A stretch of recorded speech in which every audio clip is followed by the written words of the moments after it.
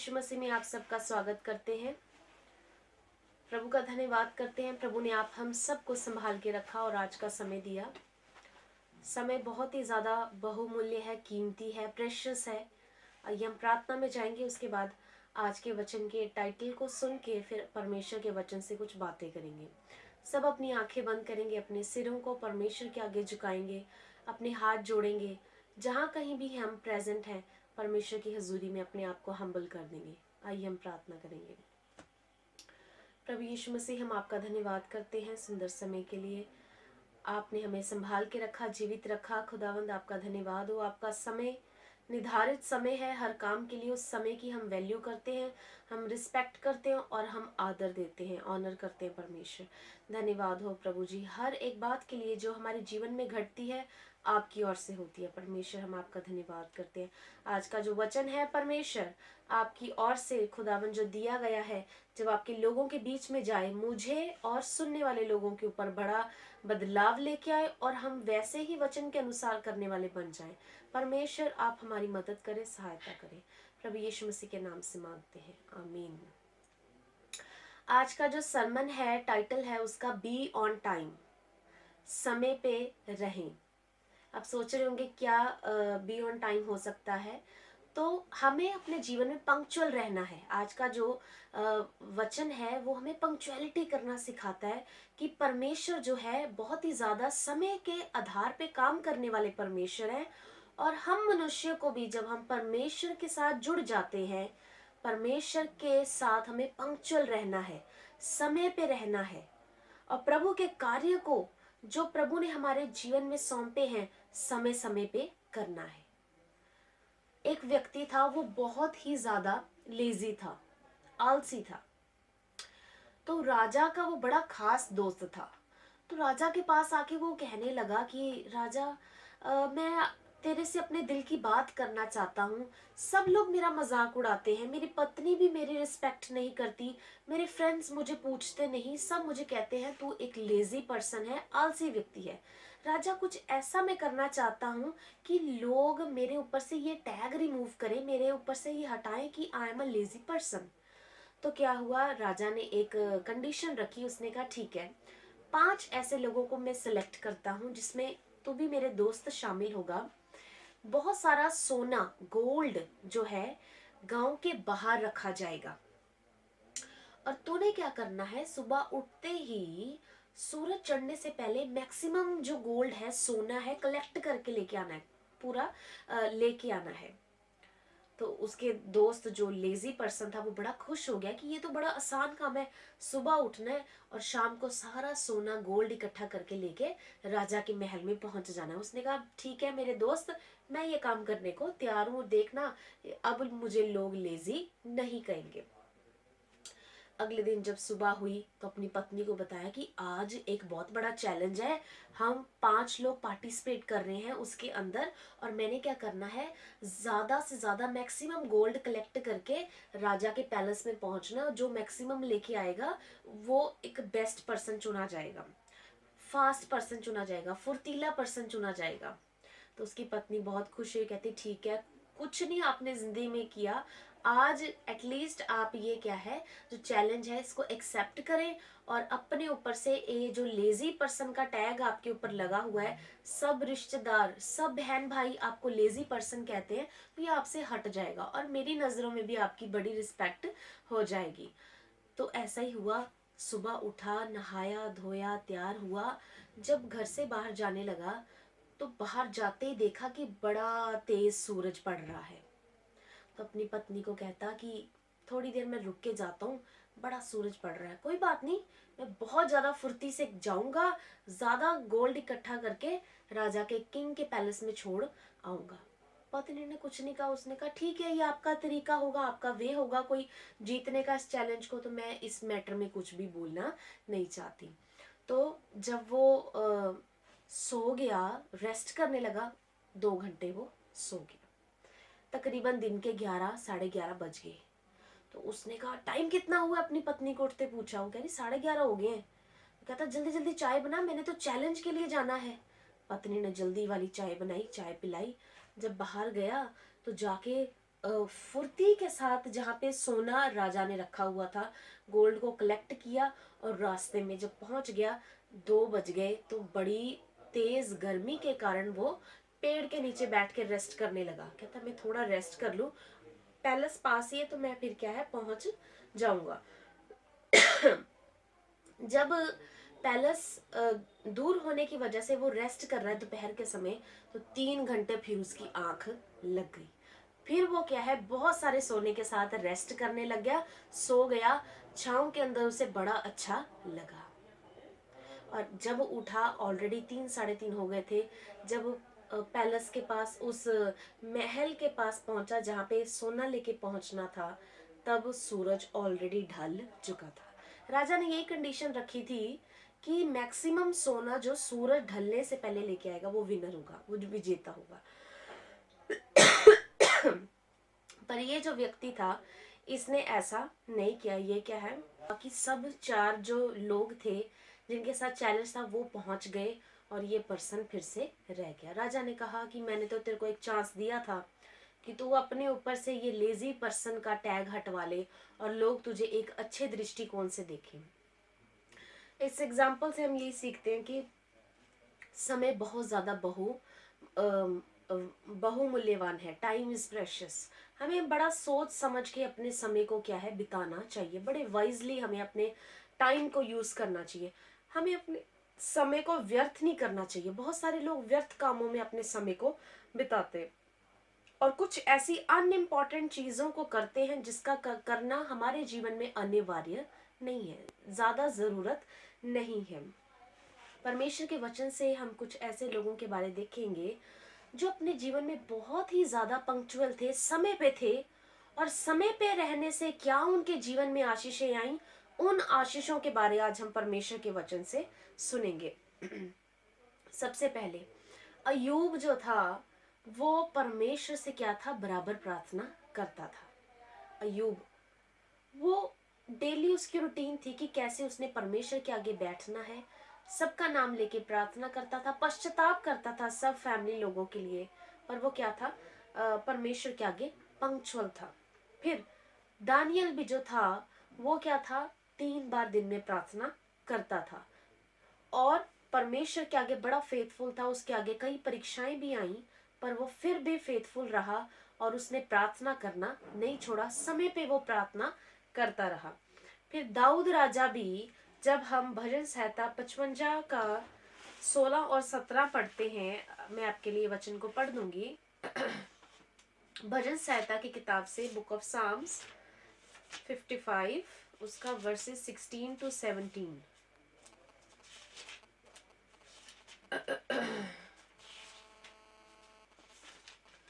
हम देखेंगे परमेश्वर के वचन से। परंतु मैं तो परमेश्वर को पुकारूंगा और यहोवा मुझे बचा लेगा। सांझ को, भोर को, दोपहर को, तीनों पहर में दुहाई दूंगा और करहाता रहूंगा, वह मेरा शब्द सुन लेगा। यहाँ पे प्रार्थना के बारे, विनती के बारे दाऊद राजा जो है परमेश्वर के आगे बैठने के बारे बात कर रहा है कि तीनों समय में परमेश्वर को क्या करूंगा, पुकारूंगा। 7 बार वो पृथ्वी पे गिर के दंडवत करता था, थैंक्स करता था प्रभु का, और 3 बार वो अपने जीवन में प्रार्थना करता था। फिर हम संत पतरस के बारे भी देखते हैं। वो भी क्या है, जब हम प्रेरितों के काम 2 का 15 पढ़ते हैं, तकरीबन सुबह 9 बजे वो भी प्रार्थना करने पहुंचे हुए थे मंदिर के अंदर। फिर उसके बाद देखते हैं हम प्रेरितों के काम 10 अध्याय उसका 9 में दोपहर के समय भी वो प्रार्थना कर रहे थे।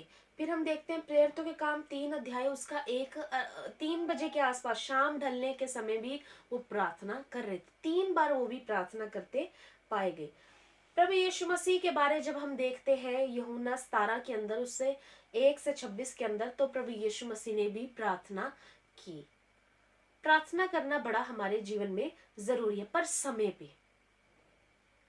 संत पौलुस तो कहते हैं समय असमय हमें क्या रहना चाहिए, तैयार रहना चाहिए। लेकिन जब हम पंक्चुअल हो जाते हैं अपने जीवन के अंदर प्रार्थना करने में, तो परमेश्वर भी हमारे साथ पंक्चुअल हो जाते हैं हमारे जीवन में कार्य करने में। उत्तर आने में फिर देरी नहीं रहती। जब हम प्रार्थना समय पे नहीं करते उत्तर भी फिर परमेश्वर अपनी मर्जी से हमारी प्रार्थनाओं का भेजते हैं। फिर हम परेशान होते हैं कि मैं इतने समय से प्रार्थना कर रहा हूँ और ये मेरी प्रार्थना का उत्तर नहीं आ रहा। हमारा एक ही टाइम पंक्चुअलिटी में होना चाहिए परमेश्वर के साथ में। परमेश्वर के वचन से आप दानियल के जीवन के बारे सीखेंगे, हम उसके जीवन पे गौर करेंगे और परमेश्वर के साथ उसका कैसा रिलेशनशिप था उसके बारे हम सीखेंगे। इजरायली लोगों ने परमेश्वर की दृष्टि में बुराई की, व्यभिचार किया, मूर्ति पूजा की। परमेश्वर को ये बातें अच्छी नहीं लगी। प्रभु को था कि मुझे ही माना जाए, जब मैंने ही गुलामी के अंदर से निकाला है, मैंने ही मिस्रियों के हाथ से छुड़ाया है, मैंने सारी ब्लेसिंग्स दी हैं, तो अब मेरी ही आराधना और उपासना की जाए। मैंने जब वचन भेजा है, 10 आज्ञाएं 10 हुक्म भेजे हैं, उनको मान के प्रभु के लोग क्या है अपने आप को तैयार कर सके और प्रभु की आराधना कर सके। तो परमेश्वर एक्सपेक्ट कर रहा था कि जब सब कुछ मैंने किया है तो ये लोग मेरे अब क्यों नहीं बनते। तो 70 साल की उन्हें गुलामी सहनी पड़ी जब वो परमेश्वर से दूर हो गए। उन्होंने अपने रस्तों को जब अलग कर लिया, व्यभिचार और मूर्ति पूजा में चले गए। लोगों को देख के वो बदल गए, अपने देवताओं को उन्होंने क्या है आगे कर दिया और जीवित परमेश्वर को भूल गए। उसकी आराधना उपासना उनके जीवन में नहीं हो रही थी। तो क्या हुआ जब हम दानियल उसका 1 अध्याय पढ़ते हैं, मेरे साथ आप परमेश्वर के वचन को ओपन कर लें दानियल की किताब से।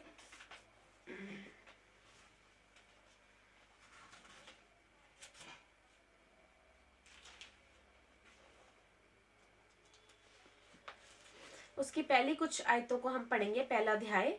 यहूदा के राजा यहोयाकीम के राज्य में 30वें वर्ष में बेबीलोन के राजा नबूकदनेस्सर ने यरूशलेम पर चढ़ाई करके उसको घेर लिया। तब परमेश्वर ने यहूदा के राजा यहोयाकीम को परमेश्वर के भवन के कई पात्रों सहित उसके हाथ में कर दिया और उन पात्रों के शिनार देश में अपने देवता के मंदिर में ले जाकर अपने देवता के भंडार में रख दिया। यहाँ पे क्या हुआ, पहले ही 70 साल की गुलामी काट के आए।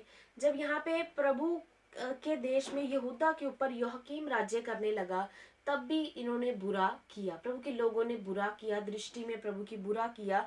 तो प्रभु को गुस्सा आया। प्रभु ने क्या किया, इजराइलियों को नबूकदनेस्सर के हाथों में कर दिया। फिर से क्या है, बंदी गृह में आ गए। जब बंदी गृह में आ गए, पकड़े गए, तब क्या है, नबूकदनेस्सर राजा ने कहा अब मैं बहुत ज्यादा महान हो गया हूँ, क्योंकि मैंने क्या है इस देश के ऊपर, इस नगर के ऊपर चढ़ाई कर ली है और मैंने इनको जीत लिया है। अब ये लोग मेरे क्या है गुलाम बन गए हैं। तो नबूकदनेस्सर ने क्या कहा, जो वहां के अश्पनज प्रधान थे, खोजे थे, उनसे क्या कहा कि कुछ ऐसे इजरायली लड़कों में से, जवानों में से पुरुष निकाले जाएं जो सबसे पहले निर्दोष हो, कोई भी दोष उनके अंदर पाया ना जाए, सुंदर हो, और फिर क्या है बुद्धि में प्रवीण, बहुत ही ज्यादा बुद्धिमान भी होने चाहिए।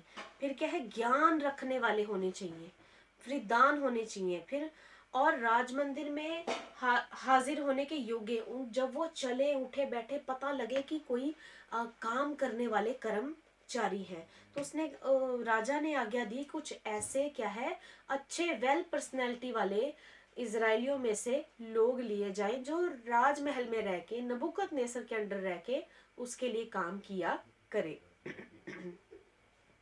तो दानियल ने क्या किया, दानियल भी उनमें से क्या है सिलेक्ट हुआ। शद्रक, मेशक, अबेदनगो भी सिलेक्ट हुए। इनका नाम क्या है बदला गया। जब इनको सिलेक्ट कर लिया गया, इनको तैयार किया गया कि ये परमेश्वर के भवन में, नबूकदनेस्सर के भवन में रह के, राजा के अधीन रह के कार्य करेंगे, तब क्या है इनको अच्छा अच्छा खाना समय दिया गया कि इनका टेक केयर प्रॉपर किया जाए, इनको अच्छा भोजन और दाख मधु पिलाई जाए। पर दानियल ने और उसके 3 दोस्तों ने, शद्रक, मेशक और अबेदनगो ने ठान लिया कि हम राजा का दिया हुआ भोजन नहीं खाएंगे, ना उस दाख मधु को पिएंगे जो राजा की ओर से मिलेगा। उन्होंने कहा हम सिंपल फूड खाएंगे। वहां के लोग नहीं माने, वो परमिशन नहीं दे रहे थे, अथॉरिटी वहां के नहीं मान रही थी। तो दानियल ने रिक्वेस्ट की, विनती की कि 10 दिन का हमें समय दो। अगर हम इन लोगों से बेटर ना हुए कि जो खाना आप राजा का खिला रहे हो, दाख मधु इनको दे रहे हो और हम सिर्फ सिंपल खाना खाएंगे, साग पात, हम में और इनमें अगर फर्क आपको लगा तो फिर जैसे आप कहोगे वैसे हम कर लेंगे। तो उन्होंने कहा ठीक है, 10 दिन की बात है, तो इनको क्या है, समा दिया जाएगा। अब 10 दिन का समय है। दानियल और उसके दोस्त क्या थे, वो साग पात खा रहे थे, सिंपल खाना खा रहे थे, और जो बाकी सिलेक्टेड थे लोग वो सारे क्या खा रहे थे, अच्छा वाला राजा का भोजन खा रहे थे और दाख मधु पी रहे थे। 10 दिन के बाद क्या हुआ, ये जो दानियल और इनके दोस्त थे, ये ज्यादा सुंदर और ज्यादा चिकने इनके चेहरे और ज्यादा अच्छे मुंह पे लाली झलकने वाले इनके चेहरे हो गए थे। उन लोगों से ज्यादा वेल पर्सनैलिटी इनकी हो गई जो सिंपल खाना खा रहे थे। और अधिकारियों ने क्या कहा कि राजा का भोजन अब देना बंद करना पड़ेगा, सबको नॉर्मल फूड, जो दानियल और उसके दोस्तों ने 10 दिन खाया, सबको क्या है नॉर्मल खाना दिया जाएगा। तो उसने डे 1 से, जिस दिन से दानियल की सिलेक्शन हुई, डे 1 से अपने डिसीजन को स्ट्रांग रखा कि मैं पंक्चुअल रहूंगा परमेश्वर के साथ, और जो मैंने नहीं करना वो मैंने नहीं करना, और उसने वैसा ही किया। और जो परमेश्वर के लिए, परमेश्वर की दृष्टि में सही था, दानियल ने वैसा ही किया। जो परमेश्वर की दृष्टि में सही नहीं था, दानियल ने वैसा नहीं किया। फिर जब दानियल की इस बात को परमेश्वर ने देखा, दानियल और उसके दोस्तों को, जो बाकी लोग थे, प्रभु ने उनको क्या क्या दिया, हम परमेश्वर के वचन से दानियल 1 का 17 अध्याय आयत को पढ़ेंगे। परमेश्वर ने उन चारों जवानों को सब शास्त्रों में, सब प्रकार की विद्याओं में बुद्धिमानी और प्रवीणता दी। दानियल सब प्रकार के दर्शन और स्वप्न का अर्थ का ज्ञानी हो गया। तो ये सारी जो ब्लेसिंग्स थी उन चारों के ऊपर आई, पर दानियल के ऊपर एक्स्ट्रा आई कि उसको दर्शन देखने वाला भी और स्वप्न का अर्थ बताने का भी परमेश्वर ने उसको वरदान दिया, टैलेंट दिया, क्योंकि वो परमेश्वर के साथ क्या था, अपने डिसीजन में स्ट्रांग था और पंक्चुअल था। प्रार्थना वो बराबर 3 टाइम कर रहा था। उसके आगे फिर क्या हुआ, जब हम 2 अध्याय में देखते हैं, दानियल के आगे क्या आ गया, बहुत बड़ा चैलेंज आ गया। नबूकदनेस्सर राजा को स्वप्न आया, उसने जल्दी से बहुत सारे जो उसके स्वप्न देखने वाले थे, भावी बोलने वाले थे, दर्शनों को बताने वाले थे, सबको बुलाया, पर कोई भी उस स्वप्न का ना स्वप्न बता पाया, ना उसका मतलब बता पाया। राजा को बहुत गुस्सा आया, कहता मेरा क्या फायदा हुआ तुम सबको रखने का, जब तुम मेरा इस बात का हल नहीं निकाल सकते। तो क्या किया, आज्ञा दी गई कि सबको जो ऐसा करने वाले हैं, दर्शनों को बताने वाले हैं, भावी बोलने वाले हैं, जो मैंने पर्सन सिलेक्ट किए हैं, इन सबको मरवा दिया जाए। तो मारने वाले लोग इनको भी ढूंढ रहे थे, तो इन्होंने विनती की कि 1 रात का समय दिया जाए, सुबह हम राजा के पास हाजिर हो जाएंगे। वैसे ही जब इन्होंने रात को भी बैठ के 3 टाइम, तो ये पंक्चुअल था ही परमेश्वर के आगे, जब इसने रात को बैठ के परमेश्वर से मांगा, विनती की कि प्रभु मुझ पे प्रकट किया जाए, तो इस पे प्रकट प्रभु ने किया।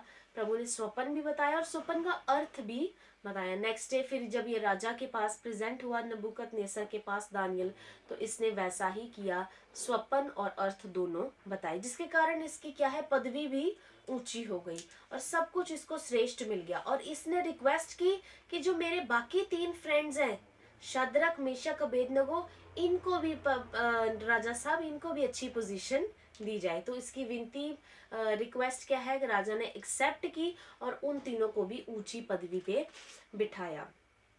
डिसीजन डे 1 से इसने लिया था, पंक्चुअलिटी डे 1 से इसने स्टार्ट कर दी थी। फिर क्या था, अब इन तीनों के आगे, शद्रक मेशक अबेदनगो अध्याय 3 के अंदर देखते हैं, इनके आगे बड़ा चैलेंज आ गया कि सोने की मूर्ति के आगे दंडवत करना। इन्होंने भी दंडवत नहीं किया, ये भी खरे उतरे, इन्होंने भी परमेश्वर के वचन को पूरा किया। फिर उसके बाद नबूकदनेस्सर को दूसरा सपना आया, जब हम 4 अध्याय में देखते हैं, तब फिर दानियल ने क्या किया, ऐसा ही किया। अब हम आते हैं आज के वचन के ऊपर, बी ऑन टाइम, समय पे रहें।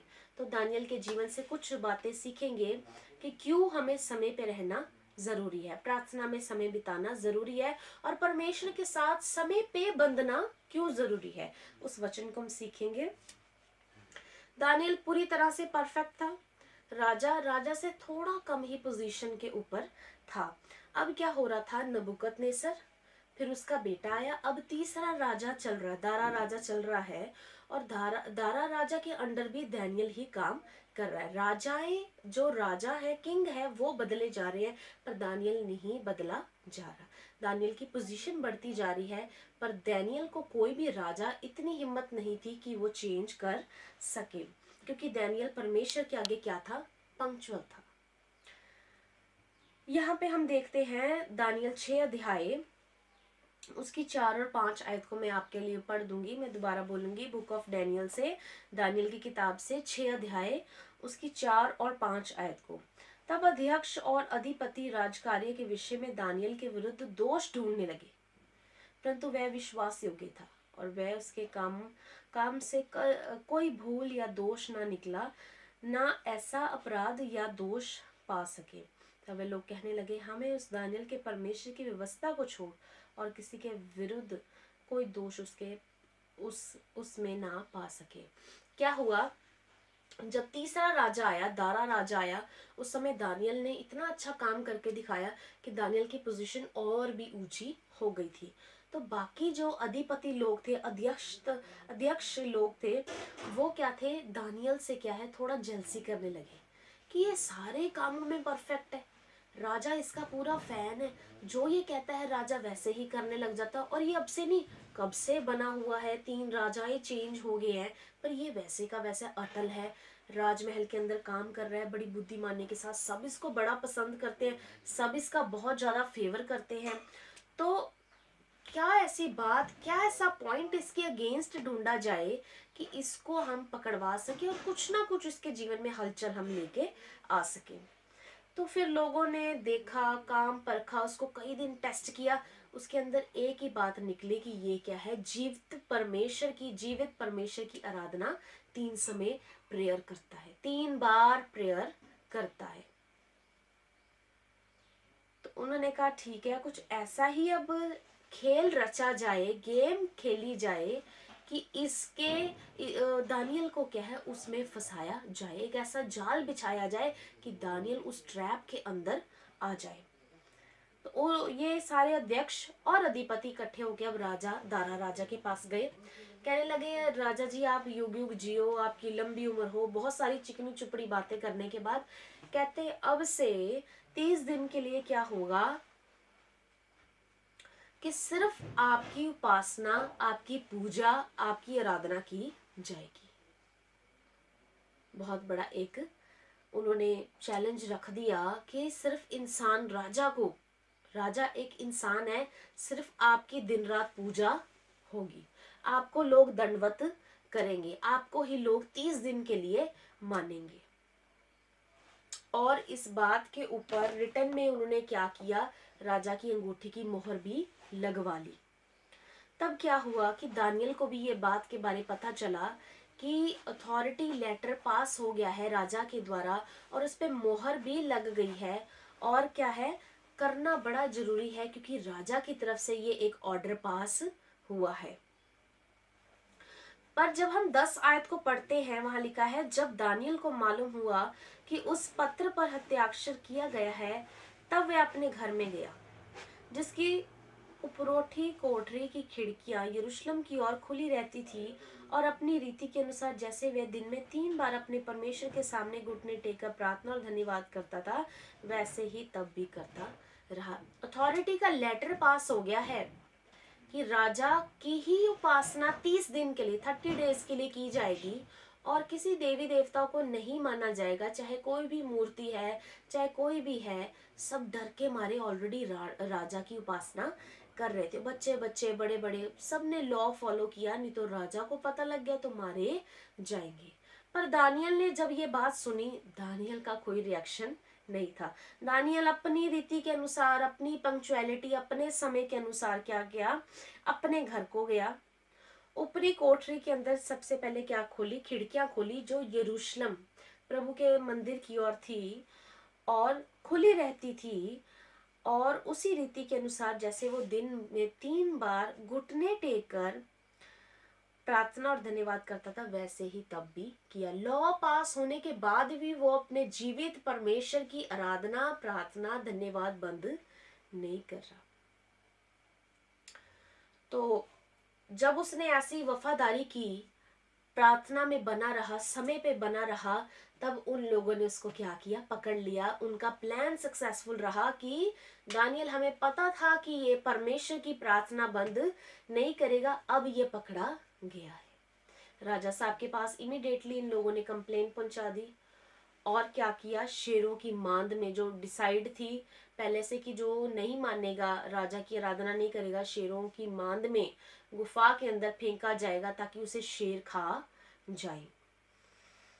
तो ये लोग दानियल को लेके पहुंच गए। उन्होंने कंप्लेन की, चुगली की और बताया, राजा साहब आपने लेटर पास किया था, आपने सब कुछ किया था। राजा साहब कहते हाँ। कहते कौन है जो मेरे विरुद्ध गया? कहते दानियल। दानियल ने आपकी आराधना नहीं की, दानियल ने आपकी पूजा 30 दिन के लिए नहीं की, वो तो अपने परमेश्वर की आराधना कर रहा था। उन्होंने जब ऐसा करके बताया, राजा दुखी हुआ, पर क्या करता, लॉ पास हो चुका था, ना करता तो फिर लोगों ने उसके अगेंस्ट हो जाना था। प्रजा ने, सब ने, जितने उसके नीचे लीडर्स थे, सब ने उसके अगेंस्ट हो जाना था। तो राजा को पता था, विश्वास था कि राजा, जब हम 16 आयत को पढ़ते हैं तब बड़ा अच्छा उसने बात कही, दानियल 6 का 16 में पढ़ेंगे हम। तब राजा ने आज्ञा दी और दानियल को लाकर सिंहों की मांद में डाल दिया गया। उस समय राजा ने दानियल से कहा, तेरा परमेश्वर जिसकी तू नित्य उपासना करता है वही तुझे बचाए।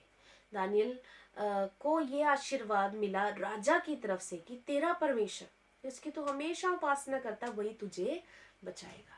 उसको विश्वास था राजा को कि इसका परमेश्वर जीवित परमेश्वर है और ये डेली, नित्य, हर समय पे क्या है, पंक्चुअल रहता है और प्रार्थना करता है, वही इसको बचाने की सामर्थ रखता है।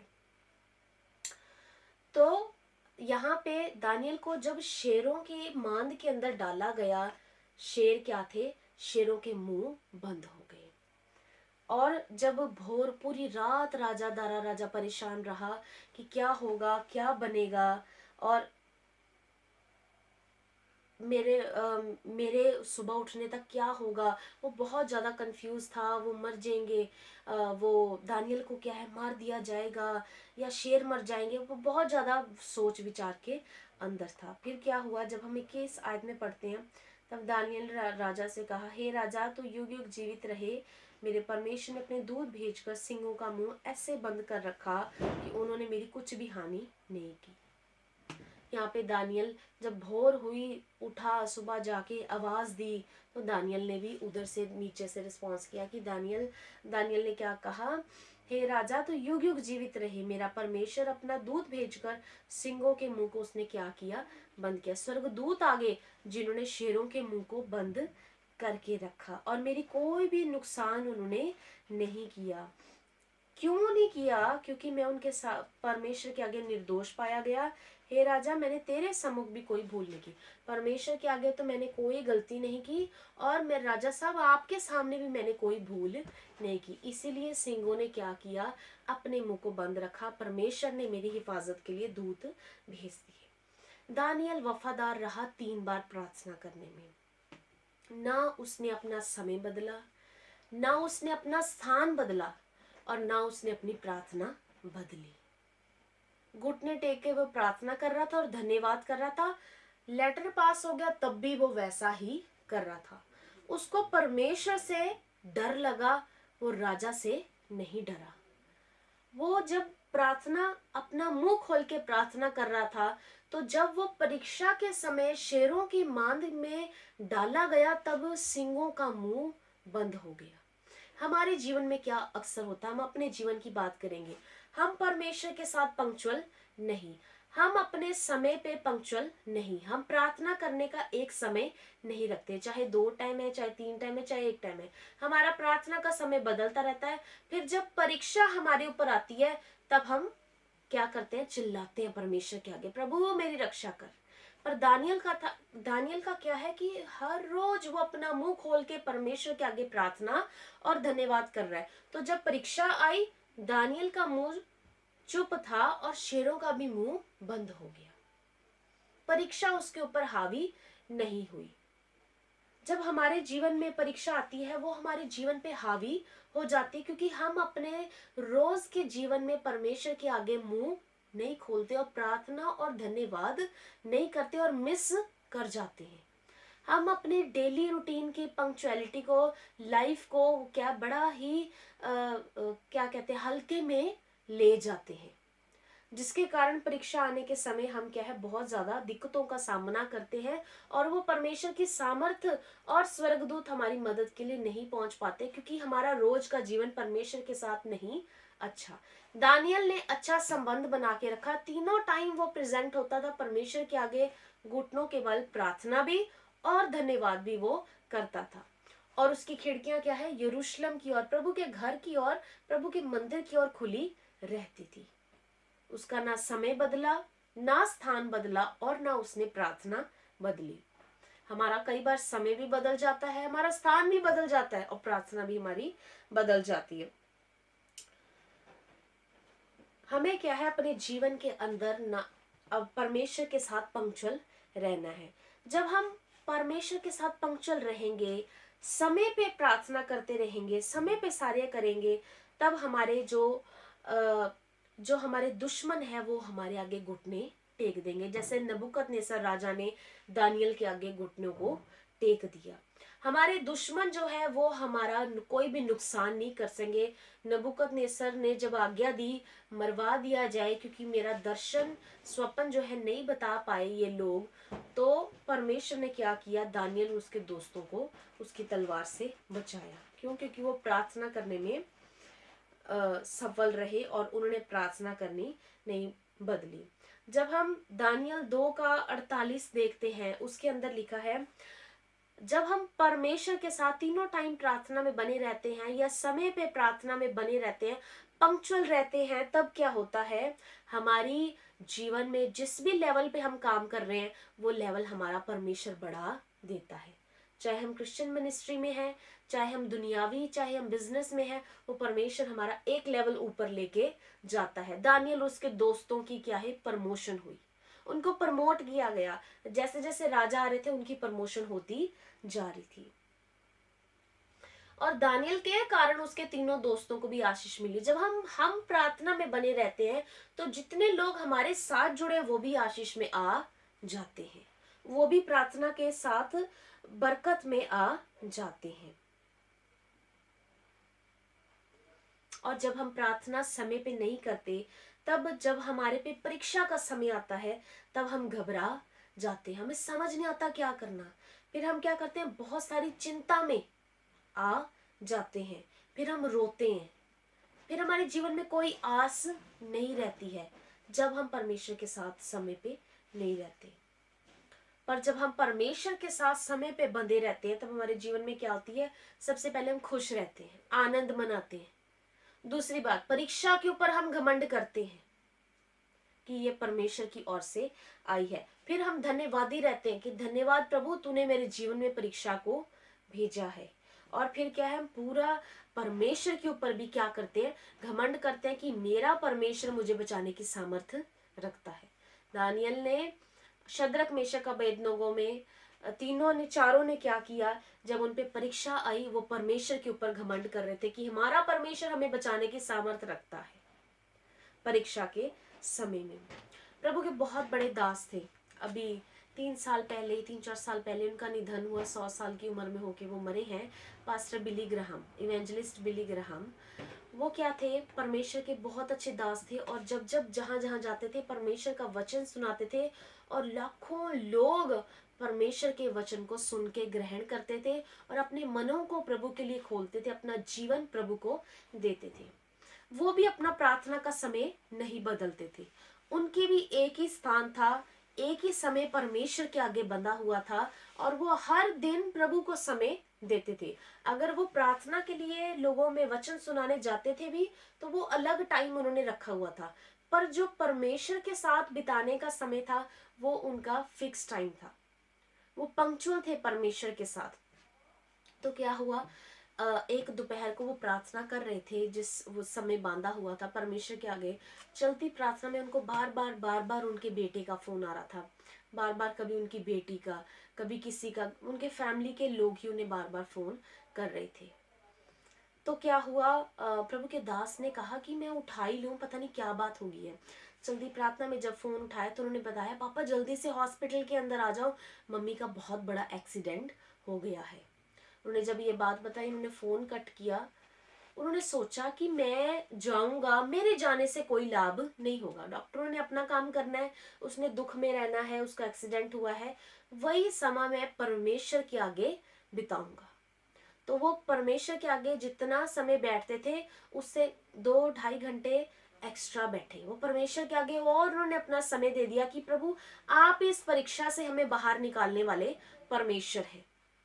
तो जब उन्होंने प्रभु के चरणों में बैठ के समय बिताया तो क्या हुआ, थोड़ी देर बाद ही फिर फोन आ गया कि मम्मी का सब कुछ ठीक है, डॉक्टर ने सब कुछ कह दिया ठीक है, कल इनको छुट्टी मिल जाएगी। प्रभु के दास अगर भाग के हॉस्पिटल जाते, परेशान होते, चिंता में आते, सब कुछ करते, उन्होंने वहां हॉस्पिटल में समय बिताने की बजाय उन्होंने परमेश्वर के चरणों में अपना समय बिताया, और परमेश्वर ने उस परीक्षा से उन्हें बाहर निकाल दिया और उनकी पत्नी को भी छुटकारा दे दिया। जब हमारे जीवन में ऐसा ही होता है, हम दानियल की तरह परमेश्वर के साथ पंक्चुअल रहते हैं, समय पे प्रार्थना करते रहते हैं, समय पे हम सारे कार्य करते हैं, चर्च जाना, परमेश्वर के वचन को सुनाना, अपने जीवन में प्रार्थना करना, तब परमेश्वर पे समय पे उत्तर देते हैं और समय पे हमारी प्रार्थना के अच्छे रिस्पॉन्स भी आते हैं। जब हम परमेश्वर के साथ समय पे हो जाते हैं, परमेश्वर भी हमारे साथ समय पे कार्य करना शुरू कर देते हैं। पुराना नियम देखते हैं, परमेश्वर यहोवा का समय था। नया नियम प्रभु यीशु मसीह का, अब पवित्र आत्मा का समय है। पवित्र आत्मा हमारे जीवन में कार्य बहुत सारा करना चाहते हैं, वो दिया ही इसीलिए गया है कि हमारे जीवन में बहुत सारा कार्य हो जाए। हमारा काम है पवित्र आत्मा को कार्य के अंदर लेके आना, उसे इस्तेमाल करना और अपने समय में उसको ज्यादा यूज करना, ताकि प्रभु का काम हमारे जीवन के द्वारा बढ़ने पाए। दानियल ने ना अपनी प्रार्थना बदली, ना अपना स्थान बदला और ना अपना समय बदला। आप भी ना प्रार्थना बदले, ना समय बदले, ना स्थान बदले। Don't change your prayer time place. Prayer time place, be on time, हमेशा समय पे रहें। अगर चाहते हैं परमेश्वर की आशीषें हमारे पे समय पे आए, जब जब हम प्रार्थना करें परमेश्वर जल्दी से जल्दी हमें रिस्पॉन्स करे, तो पहले आप टाइम पे आ जाएं, पहले आप समय पे परमेश्वर के साथ जुड़ जाएं। परमेश्वर यही चाहता है कि हम भी अपने जीवन से परमेश्वर को क्या है, धन्यवाद और प्रार्थना समय समय पे करें। परमेश्वर इस वचन के द्वारा हम सबको बड़ी आशीष और बरकत दे, बुद्धि दे, समझ दे, ताकि हम भी क्या है परमेश्वर के चरणों में समय पे बैठने वाले बन जाए। मरियम की बड़ी अच्छी बात लगती है, मार्था मरियम 2 बहनें थी, तो वो हमेशा, मार्था जो थी बड़ी होने के नाते घर की जिम्मेवारियां संभालती थी, मरियम जो थी वो समय परमेश्वर के कदमों में बैठ के बिताती थी। तो तभी प्रभु यीशु मसीह ने कहा, जो मरियम ने भाग चुना वो बड़ा उत्तम है। अगर हम समय प्रभु के कदमों में बिताएंगे, वो उत्तम भाग में हम भी शामिल हो जाएंगे। आइए हम अपनी आंखों को बंद करेंगे, जो हमने वचन सुना है इस वचन को अमल करेंगे और समय पे परमेश्वर के सामने प्रार्थना करेंगे, ताकि समय पे हम ब्लेसिंग्स को रिसीव कर सकें। परमेश्वर हम आपका धन्यवाद करते हैं सुंदर समय के लिए, आपने हमें जीवित रखा, संभाल के रखा, आज का दिन दिया कि हम अपने वचनों को ग्रहण कर सके, सुन सकें, इनको अपने मन में उतार सके, अपने दिल की पट्टियों पर लिख सके। परमेश्वर आज हमने प्रभु दानियल के जीवन से सीखा कि हमें अपने समय पे प्रभु प्रार्थना करने वाले बनना है, ताकि परीक्षा के समय प्रभु परीक्षा का मुंह बंद रहे। जब हम अपना मुंह नहीं खोलेंगे आपके आगे, परीक्षाओं का मुंह हमारे ऊपर हावी हो जाता है। प्रभु हम आपकी कृपा, आपकी मदद और सहायता चाहते हैं। प्रभु दया करें, हमारे जीवन के ऊपर रहम करें। मेरे पिता, आप सब कुछ करने की ताकत रखते हैं। प्रभु जी आपके आगे प्रभु हम आते हैं, अपने आप को नम्र और दीन कर देते हैं। परमेश्वर आप हमारे जीवन में बड़ा कार्य करें। हम समय पे चाहते हैं सब कुछ रिसीव करना। प्रभु आप ही हमारे लिए परमेश्वर ऐसी योजनाओं को तैयार करें कि हम एवरीडे पंक्चुअल आपके साथ हो जाए, जैसे दाऊद था। प्रभु दाऊद 7 बार गिर के दंडवत करता था और प्रार्थना 3 बार करता था परमेश्वर। दानियल भी 3 बार प्रार्थना करता था। हमारी प्रार्थना भी ऐसे हो जाए परमेश्वर। हम फैमिली में भी बैठ के प्रेयर करें परमेश्वर, हम पर्सनल प्रेयर भी करें मेरे पिता। ऐसा आप हमें मौका दे, ऐसा आप अपनी कृपा करें, हमारे मनों को तैयार करें प्रभु जी। हमारा समय अनइम्पॉर्टेंट थिंग्स के ऊपर ना लगने पाए परमेश्वर, व्यर्थ बातों के ऊपर लगने ना पाए। दया करें पवित्र आत्मा, हमारे अंदर अपने प्रेम को डाले परमेश्वर, ताकि हम प्रेम के कारण बार बार आपके आगे दंडवत करें और धन्यवाद करें परमेश्वर। प्रभु अपने जीवन को, सुनने वाले बहन भाइयों के जीवन को आपके हाथों में सौंपते हैं परमेश्वर। सारा आदर महिमा सिर्फ सिर्फ आपके नाम को देते हैं प्रभु, यीशु मसीह के नाम से मांगते हैं, आमीन। प्रभु आप सबको बड़ी आशीष और बरकत दे और समय पे हम सबको बैठना सिखाए कि परमेश्वर के कदमों पे हमें क्या है, ऑन टाइम हमें रहना है। हर ट्यूसडे लाइव मीटिंग इसी तरह होगी। थर्सडे पास्टर ऑस्टिन के द्वारा लाइव सर्मन शेयर किया जाएगा और संडे को भी लाइव मीटिंग पूरी चली जाएगी। आप परमेश्वर की आशीषों को ग्रहण कर सकते हैं और परमेश्वर आपको आज के वचन के द्वारा बड़ी आशीष और बरकत दे। सबको प्रेज द लॉर्ड।